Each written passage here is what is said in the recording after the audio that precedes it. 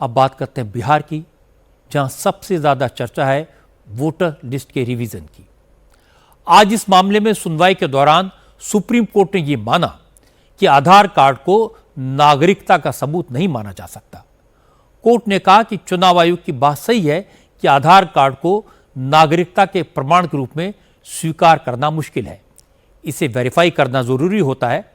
आज जस्टिस सूर्यकांत और जस्टिस जयमाला बागची की बेंच ने उन तमाम पिटीशन पर सुनवाई की जो वोटर लिस्ट के रिवीजन के खिलाफ फाइल की गई हैं।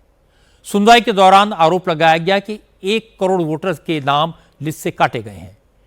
इस पर सुप्रीम कोर्ट ने कहा कि 1 करोड़ का फिगर कहां से आया। 7 करोड़ 90 लाख कुल वोटर हैं, जिनमें से 7 करोड़ 24 लाख के नाम ड्राफ्ट रोल में हैं। कपिल सिब्बल ने इल्जाम लगाया कि बड़ी संख्या में लोगों को मृत बताकर, डेड बताकर उनके नाम काटे गए।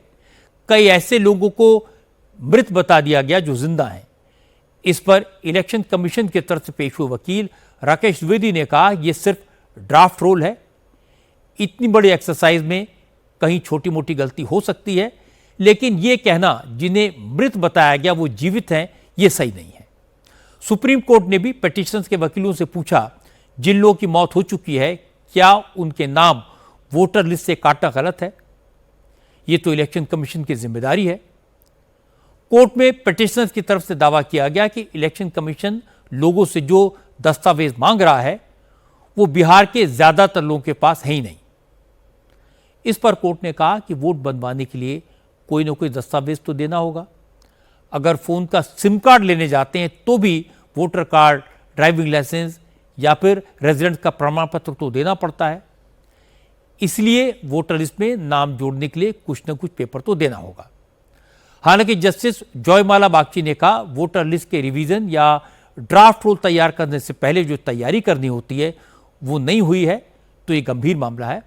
कोर्ट ने कहा कि जिन लोगों को गलत तरीके से मृत दिखाया गया है उन्हें सुधारा जाए। वोटर लिस्ट के रिवीजन के मामले में सुप्रीम कोर्ट ने इलेक्शन कमीशन की दलीलों को माना। हालांकि कोई फैसला नहीं सुनाया है। कल इस मामले में फिर सुनवाई होगी, लेकिन विरोधी दलों का सियासी हंगामा जारी है। आज पार्लियामेंट के दोनों सदनों में इस मुद्दे पर शोर शराबा हुआ। पार्लियामेंट के बाहर भी प्रोटेस्ट हुआ। कांग्रेस और दूसरे दलों के सांसद मिंता देवी के नाम वाली तस्वीर और टी-शर्ट पहनकर पहुंचे थे। विपक्ष का दावा है कि मिंता देवी का नाम वोटर लिस्ट में है और उनकी उम्र 124 साल बताई गई है। वो 124 साल की फर्स्ट टाइम वोटर हैं। प्रियंका गांधी ने कहा कि वोटर लिस्ट में 124 साल की मिंता देवी का नाम आना इस बात का सबूत है कि बिहार में वोटर लिस्ट के रिवीजन के नाम पर क्या हो रहा है। चुनाव आयोग कैसे कैसे कारनामे कर रहा है। मैम ये प्रतीक है और मतलब इसी चीज का कि क्या जो राहुल जी ने सब प्रेस कॉन्फ्रेंस में बताया कि सब फर्जी वोट लगा रखे हैं, सब नाम, पते, रिश्तेदारों के नाम सब फर्जी है। राहुल गांधी ने भी कहा था उन्होंने अभी सिर्फ कर्नाटक की एक सीट पर फर्जी वोटर्स का खुलासा किया है, लेकिन ये सिर्फ ट्रेलर है, फिल्म अभी बाकी है। सिर्फ एक सीट नहीं है, बहुत सारी सीट्स। ये नेशनल लेवल पे किया जा रहा है, सिस्टमैटिकली किया जा रहा है। इलेक्शन कमीशन जानता है, हम जानते हैं।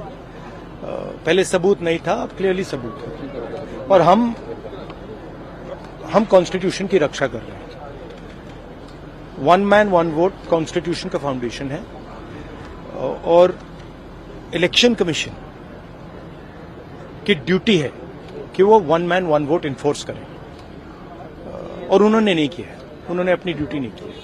तो हम सिर्फ कॉन्स्टिट्यूशन को प्रोटेक्ट कर रहे हैं, उसकी रक्षा कर रहे हैं, संविधान की रक्षा कर रहे हैं और हम करते रहेंगे, हम रुकेंगे नहीं। आज कोर्ट में विपक्ष की तरफ से जो दलीलें दी गई, पार्लियामेंट में विपक्ष की तरफ से जो प्रदर्शन हुआ, उसे देखकर लगा कि राहुल गांधी की लीडरशिप में विरोधी दलों के नेता इस मुद्दे को नॉन सीरियस इशू बनाना चाहते हैं। आज सुप्रीम कोर्ट में एक महिला को पेश किया गया। दावा किया गया कि उसे डेड बताकर उसका नाम वोटर लिस्ट से काट दिया गया। विरोधी दलों के नेता मिंता देवी की फोटो वाली टी-शर्ट पहनकर आए, लेकिन कुछ ही देर में हकीकत सामने आ गई। मिंता देवी ने खुद बताया कि उनकी जन्म तिथि 15 जुलाई 1990 है, 1990, लेकिन उन्होंने गलती से फॉर्म में 1990 की जगह 1900 लिख दिया। इसलिए कंप्यूटर ने उनकी उम्र 124 साल कैलकुलेट कर ली। जब गलती सामने आई तो चुनाव आयोग ने तुरंत इसे ठीक करने के निर्देश दिए। जब 7 करोड़ 90 लाख वोटर्स का डेटा वेरीफाई करना हो तो इस तरह की छोटी मोटी गलतियां हो सकती हैं। कुछ जायज लोगों के नाम कट सकते हैं, कुछ गलत लोगों के नाम जुड़ सकते हैं। इन्हीं गलतियों को ठीक करने के लिए 1 महीने का वक्त दिया गया है। लेकिन अब तक बिहार में किसी राजनीतिक पार्टी ने वोटर लिस्ट में सुधार की एक भी शिकायत इलेक्शन कमीशन को नहीं दी है। इससे यह तो साफ है कि विरोधी दलों का मकसद चुनाव आयोग को बदनाम करना है, सरकार पर सवाल उठाना है, चुनाव की प्रक्रिया को बदनाम करना है, और ये लोकतंत्र के लिए अच्छा नहीं माना जा सकता।